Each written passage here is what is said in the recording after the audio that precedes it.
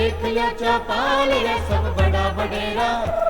सब बड़ा बडेरा वो जी, सब लोग लगाया वो जी, टाबरिया ने समझा वो जी।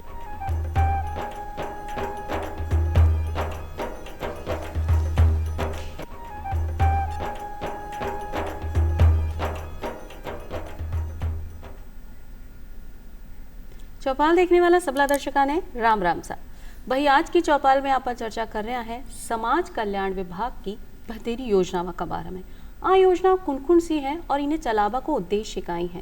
भाई। जी कि आपने नाम से ही समझ में आवे समाज कल्याण विभाग,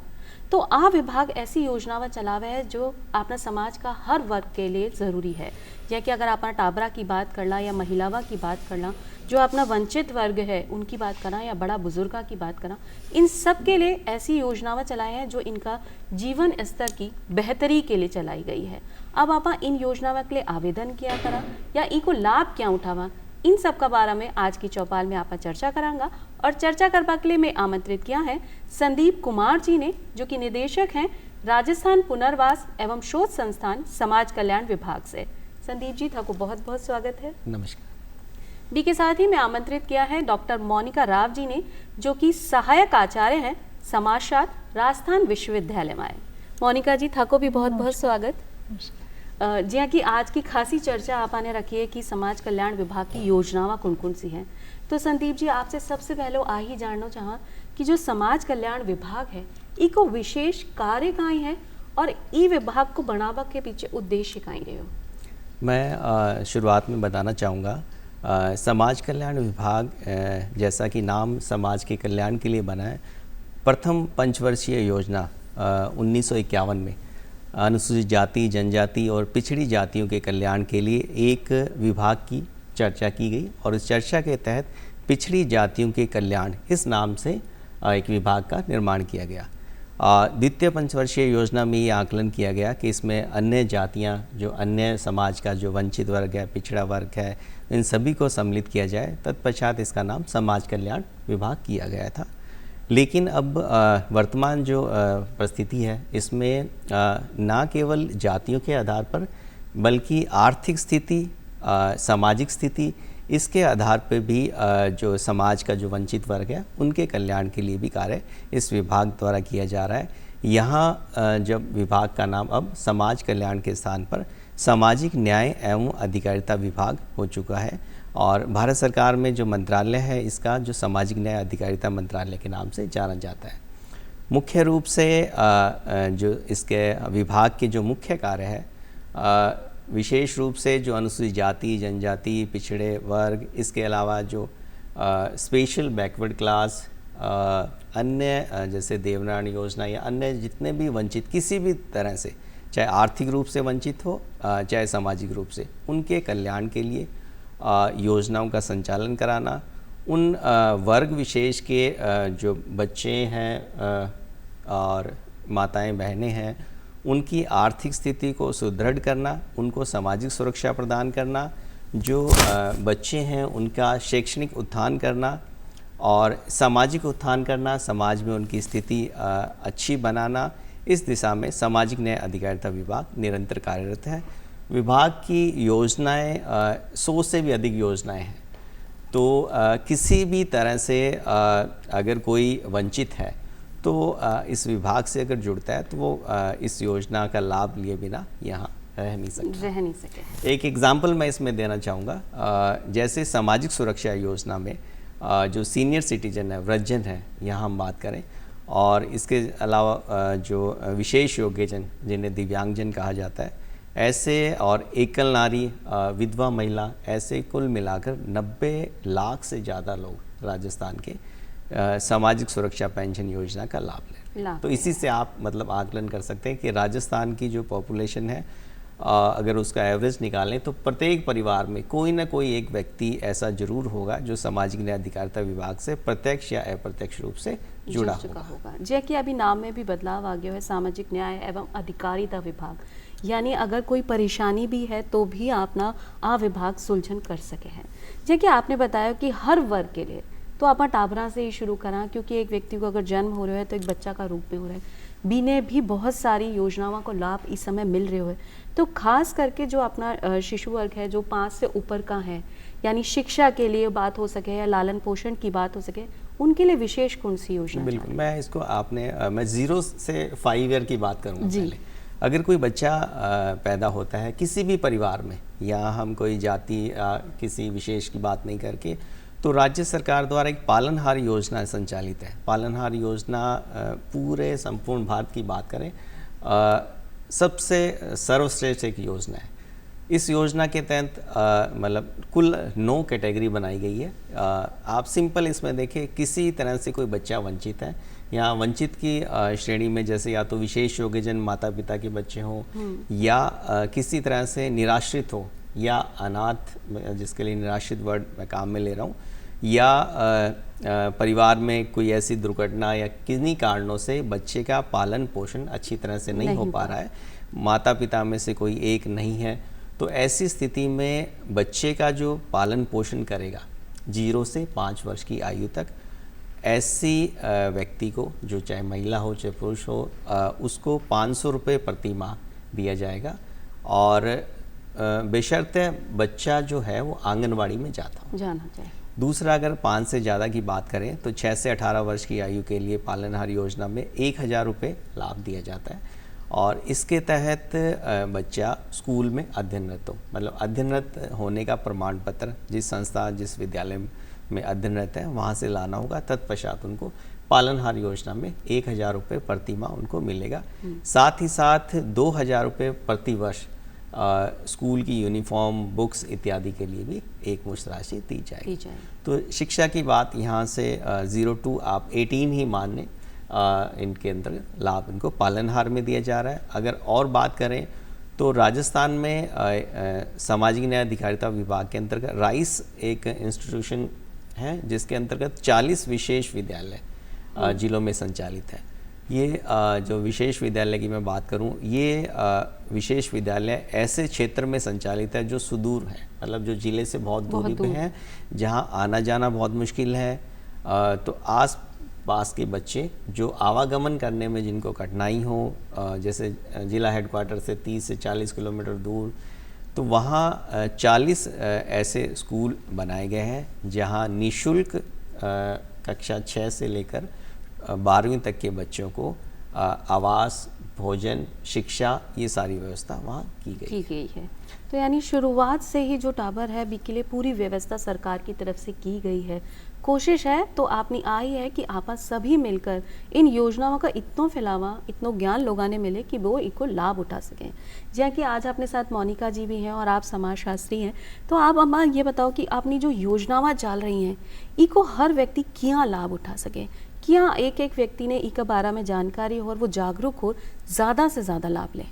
जी, प्रयास और प्रगति इस दिशा में तभी होगी जब सरकारी योजनाओं के साथ साथ अन्य जो संस्थाएं हैं, समाज की अन्य इकाइयां हैं, वो भी अपना कंधे से कंधे मिलाकर उनके साथ आगे बढ़ेंगी और उन योजनाओं को आगे बढ़ाने का कार्य करेंगी। इसी दिशा में, क्योंकि मैं विश्वविद्यालय से जुड़ी हूँ और वहाँ विद्यार्थियों के साथ हूँ, और जब आपने शैशवावस्था की बात की तो यहाँ बहुत ज़रूरी है कि उन योजनाओं की जानकारी सबको हो। सरकार अपने स्तर पर ये प्रयास कर रही है और उसकी भूरी भूरी प्रशंसा भी करनी होगी, क्योंकि इस बड़ी जनसंख्या को कवर करना और उस जनसंख्या में जहाँ अशिक्षा से शिक्षा की दौर तक बढ़ने के लिए भारत को बहुत समय लगा, उस समय में सरकार को और कौन कौन से प्रयास करने चाहिए जिससे अन्य इकाइयाँ सामने आएँ। इस दिशा में मुझे लगता है कि महिलाओं की जो शिक्षा है एक विशेष रूप में की जानी चाहिए, क्योंकि शैशवावस्था में किस तरह का टीकाकरण होना चाहिए, किस तरह की उन्हें मातृत्व के बढ़ते जिम्मेदारियों के साथ साथ उनकी कुशलता, उनके कौशल और उनके स्वास्थ्य की सुरक्षा करनी है, इस विषय पर जानकारी के प्रयास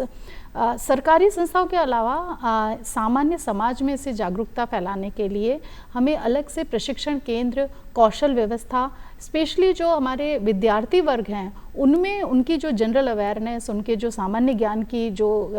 उनका सिलेबस है, उस विषय सामग्री में भी इन चीज़ों को लिया जाए कि क्या, और बार बार समय समय पर मॉनिटरिंग हो, उनकी जानकारी ली जाए कि क्या वो टीका उन्हें लग गए हैं, क्या उनके माता पिता उन चीज़ों के बारे में अवेयर हैं कि जिस आयु वर्ग में वे हैं उस समय जिस तरह की स्वास्थ्य संबंधी चुनौतियां उन्हें फेस करनी पड़ सकती हैं, क्या उसकी जानकारी परिवार में है। तो उनकी एक सरकार, स्वयंसेवी संस्थाओं और शिक्षण संस्थाओं के समायोजन से इन जो सरकारी योजनाओं का लाभ हम बहुत हद तक पहुंचा सकते हैं। दूसरी बहुत महत्वपूर्ण बात यह है कि व्यक्ति के विकास के साथ साथ देश के विकास की जो पूरी श्रृंखला है, उस श्रृंखला में कहीं ना कहीं शिक्षा एक बहुत बड़ा योगदान देती है। तो शिक्षक सिर्फ अपने सिलेबस को कंप्लीट करने की जो बात है, उसके अलावा बड़ी चुनौती यह है कि व्यक्तित्व के विकास में, समाज के विकास में, देश के विकास में हमारी जो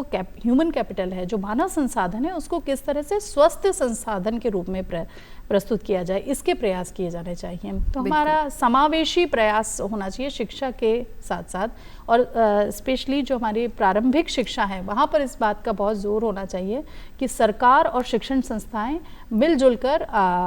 इस कार्य को अंजाम दें। जी, और जी हाँ कि लोगों ने भी आपने समझ में आ जाए कि शुरुआती दौर से कि शिक्षा के साथ साथ आपनो स्वास्थ्य भी ज़रूरी है, कि दोनों चीज़ों को अगर तालमेल बन जाएगा, लोगों ने पहले से ही पता है, तो आपने आने वाले समय में सही तरीके से काम कर सका है। या कि आपने बताया कि महिला आपने टाबरा की देखभाल किया करें, बिना जब तक जानकारी नहीं होगी, वे सचेत नहीं होंगी, काम नहीं कर पाएंगी। तो लोगों को जागृत होना सबसे ज़्यादा ज़रूरी है। अब बात आप बच्चा से लेकर आगे बढ़ा हाँ, तो जब एक शिक्षा प्राप्त कर ले है युवा, तो बी की सबसे ज़्यादा परेशानी जो आज के समय में देखी जावे है वो है बेरोज़गारी। तो बेरोज़गारी ने आपने इन योजनाओं के ज़रिए किया दूर कर सका? मैं इससे पहले थोड़ा सा और कुछ बताना चाहूँगा। सामाजिक न्याय अधिकारिता विभाग 850 से भी ज़्यादा हॉस्टल चला जिसमें अनुसूचित जाति, जनजाति, SBC, EBC सभी वर्ग के बच्चे वहाँ निःशुल्क रहकर अध्ययन कर सकते हैं। दूसरा, जो 12वीं तक की जो छात्रवृत्ति है उसमें शिक्षा विभाग छात्रवृत्ति प्रदान करता है, और 12वीं कक्षा से उच्च अध्ययन तक, यहाँ तक कि विदेश में भी अध्ययन करने की छात्रवृत्ति जो सामाजिक न्याय अधिकारिता विभाग और जो उच्च शिक्षा विभाग है इसके अंतर्गत प्रदान कर रहा है। और इसमें अगर कोई बच्चा है किसी भी तरह से आर्थिक रूप से सक्षम नहीं है, तो ऐसे छात्रावास में निःशुल्क प्रवेश लेकर और नज़दीक के जो स्कूल या कॉलेज जहाँ भी वो अध्ययनरत है वहाँ निःशुल्क अपनी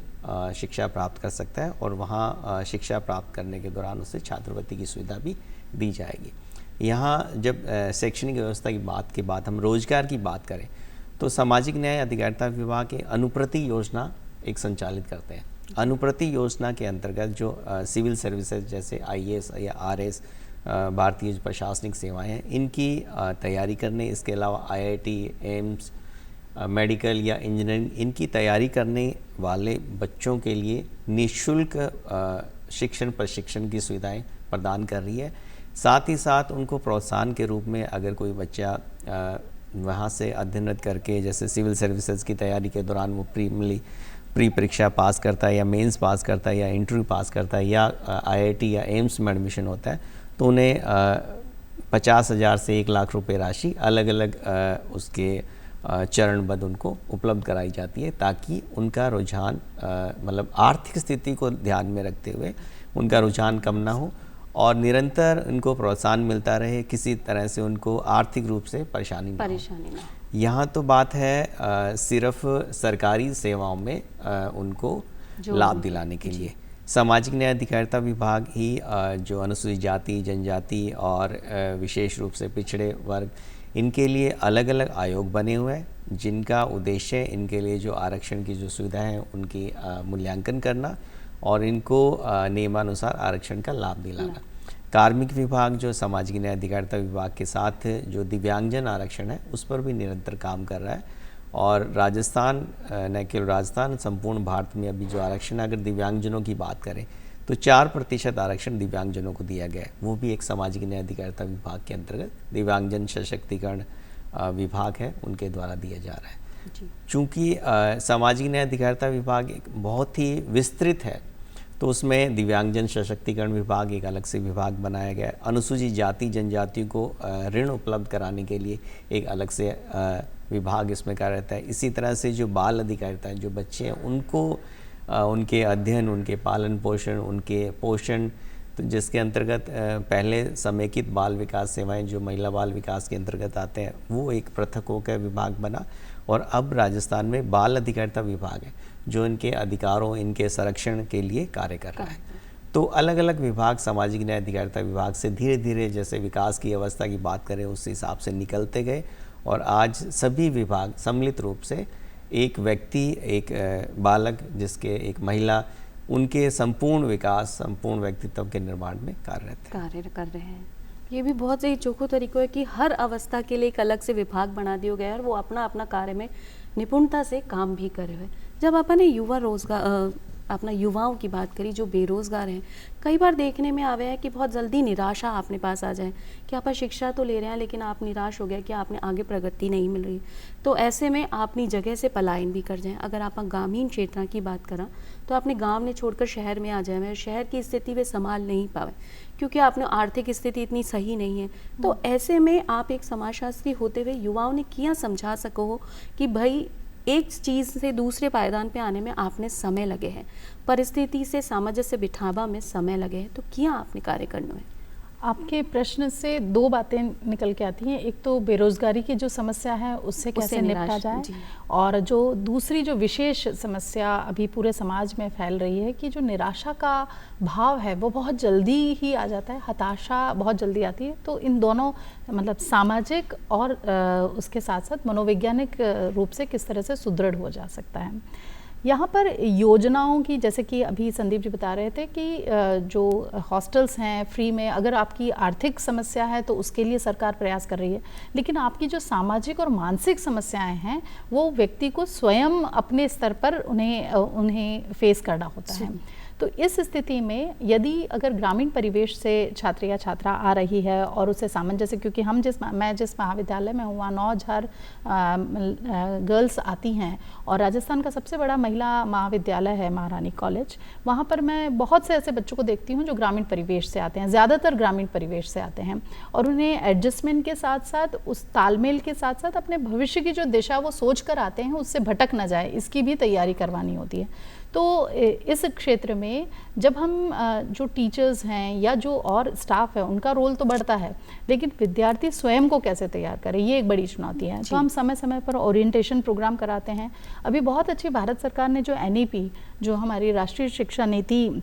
2020 में इंट्रोड्यूस करी है 1986 के बाद, उसके तहत इस बात का विशेष ध्यान रख, क्योंकि ये रिपोर्ट्स जा रही थी सरकारी योजनाओं का, उनका मूल्यांकन होता है और उन मूल्यांकन के स्वरूप ये सामने आ रहा था कि कहीं ना कहीं एक कड़ी, एक श्रृंखला की ज़रूरत है जो ग्रामीण और जो शहरी सातत्य है, जो कंटिन्यूम है, उसके बीच में उसके साथ काम करे। तो उस कंटिन्यूम के लिए जो शिक्षा नीति का एक रेमेडी के रूप में, एक सुझाव के रूप में, और फिर उसको कारगर किया गया है विश्वविद्यालयों में और प्राथमिक और माध्यमिक विद्यालय सभी जगह सिलेबस बदले गए हैं कि कौशल विकास किया जाए, व्यक्ति के व्यक्तित्व के विकास और चहुमुखी सर्वांगीण विकास किया जाए। वो सिर्फ ऐसा नहीं कि एक हेलीकॉप्टर लैंडिंग की तरह आप अर्बन एरिया में आ गए और फिर वहाँ पर आपका कोई सपोर्ट सिस्टम नहीं है। तो शिक्षा ही आपको अपनी देखभाल कराना बताए, इसके लिए वैकल्पिक विषयों की जो सुविधा अब शिक्षा नीति ने दी है वो एक बहुत बड़ा कदम है, जिसके साथ आपके व्यक्तित्व के विकास, चुनौतियों के विकास के लिए समावेशी प्रयास, और उसी के साथ नए परिवेश में किस तरह से आप कर सकते हैं कि जैसे कंप्यूटर बैकग्राउंड नहीं है, कंप्यूटर एजुकेशन से नहीं आए, या परिवार में उस तरह का माहौल नहीं है कि आप कंप्यूटर शिक्षा या अंग्रेजी के लिए कम्युनिकेशन, जो संचार की जो आपकी स्किल है, जो कौशल है वो कमज़ोर है, तो उसके लिए आपको फर्स्ट ईयर लेवल पे ही, कॉलेज लेवल पे आपको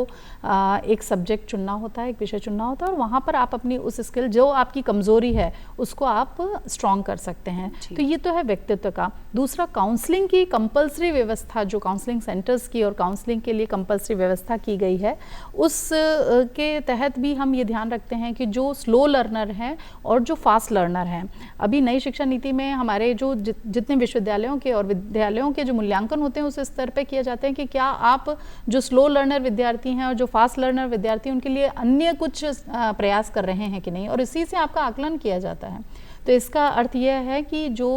धीमी गति से शिक्षा की श्रेणी में या अपने व्यक्तित्व के विकास न कर पाने के कारण एडजस्टमेंट नहीं करते, उनको एक एड्रेस करने का एक एरिया शिक्षा से मिलता है। तीसरा एक बहुत अच्छा आनंदम एक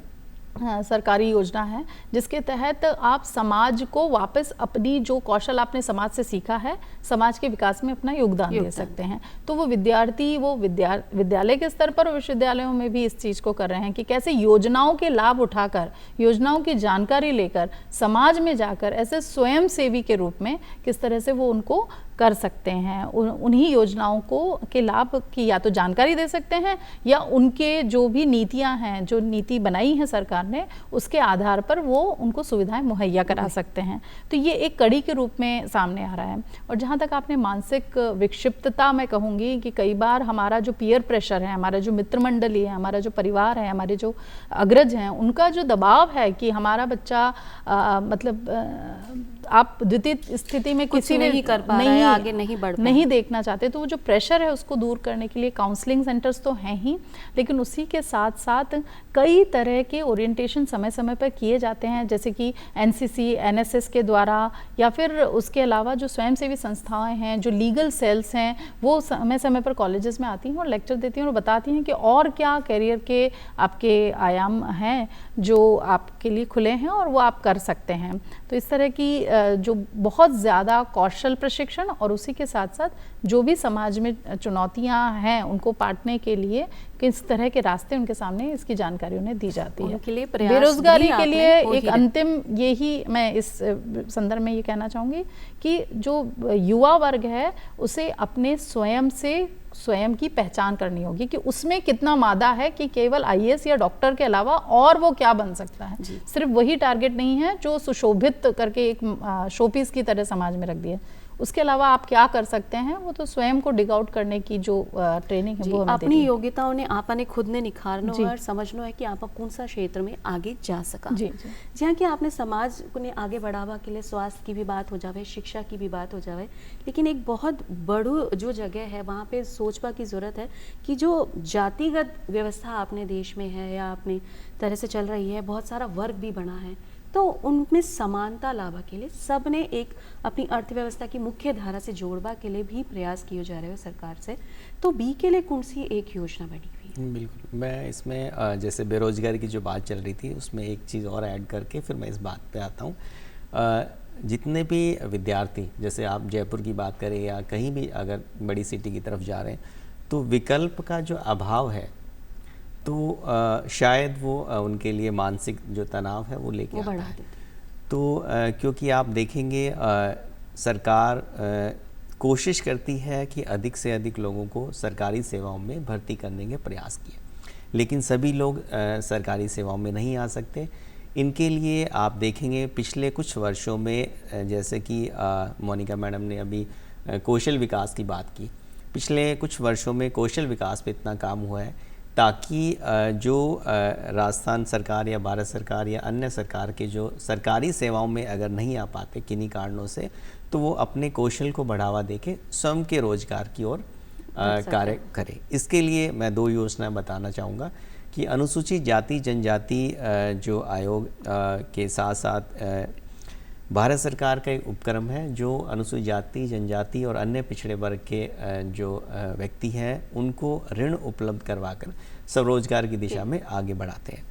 दूसरा, जो दिव्यांग भाई बहन हैं उनके लिए भी यही इसी प्रकार के प्रावधान है। राज्य सरकार भी इसमें एक मुख्यमंत्री विशेष योग्यजन स्वरोजगार योजना संचालित करती है जिसमें 50,000 रुपये सब्सिडी दी जाती है और 5 लाख तक की राशि के लोन उपलब्ध कराए जाते हैं। और तो पहला प्रयास जो सरकारी सेवाओं में कर रहे हैं तो उनके पास एक विकल्प, जैसे कौशल को बढ़ावा दें, कौशल का विकास करें, कौशल के विकास के साथ साथ जो राज्य सरकार भारत सरकार की योजनाएं उनका वो लाभ लें। तो जो बेरोजगारी की समस्या है, जो विकल्प है उनके सामने रहेंगे तो इस परेशानी का समाधान हो सकेगा। बिल्कुल। अब जैसे हम बात करें अन्य जातियां या इनके कल्याण के लिए, तो आप किसी भी, जैसे मैं एक एग्जांपल देना चाहता हूँ, तो किसी भी जनप्रतिनिधि के यहाँ से या उच्च अधिकारियों के यहाँ से फ़ोन आता है कि इनकी मदद करनी है, तो विभाग जाति आधारित मतलब कोई लाभ देने की बात नहीं करता। तो उनसे हर स्कीम का एक इंडिकेटर है कि इनकम क्राइटेरिया इतना होना चाहिए, दिव्यांगता है या नहीं है, आर्थिक स्थिति कैसी है, तो उसके आधार पर अगर इन क्राइटेरिया में अगर कोई नहीं आता तो जाति आधारित जो कुछ योजनाएं हैं तो उन पर हम लाभ दिलाने का प्रयास करते हैं। तो मैं पुनः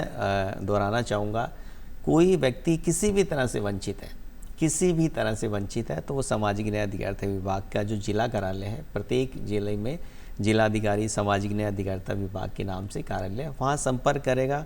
तो उन्हें किसी न किसी योजना में लाभ जरूर आवश्यक रूप से मिल जाएगा। तो आर्थिक समानता की जो बात इसीलिए कह रहे हैं कि हम वंचित वर्ग के उत्थान के लिए कार्य कर रहे हैं, तो किसी तरह से भी वंचित है तो वो वहाँ विभाग की योजनाओं में लाभ ले पाएगा। जैसे मैं कोविड का एग्जांपल देना चाहूँगा। कोविड में जो दिव्यांग भाई बहन है, जो आर्थिक रूप से सक्षम है, समृद्ध है, उनके द्वारा जो दिव्यांगता प्रमाण पत्र नहीं बनाए गए। काफ़ी समृद्ध परिवार है, वो ये सोचते हैं कि हमें दिव्यांगता प्रमाण पत्र की क्या आवश्यकता है। जब भारत सरकार ने ये किया कि जो दिव्यांग है उनको कोविड में वैक्सीनेशन में प्राथमिकता दी जाएगी जी, तो जो आर्थिक रूप से संपन्न वर्ग है उनके द्वारा भी दिव्यांगता प्रमाण पत्र बनाए और प्रयास किए गए कि जितनी भी योजनाएं हैं बीको आपका लाभ उठा सकें। संदीप जी और मोनिका जी थे, दोनों आए और इतनी चोखी जानकारी आपने दर्शका के सामने साझा की। आपने पास समय सीमा की थोड़ी सी बाध्यता है, इसलिए ही आप कोशिश कर रहे हैं कि भाई जल्दी जल्दी अपनी योजनाओं को बखान हो जाए, लेकिन नहीं, फिर मिलांगा एक बार नई चौपाल में और फिर से आप चर्चा करांगा अपनी योजनाओं का बारे में, क्योंकि योजनावा सरकार की तरफ से बने हैं लेकिन प्रयास आपने सब ने मिलकर करना चाहिए। आज के लिए बस इतना ही, फिर मिलांगा। राम राम सा। राम राम।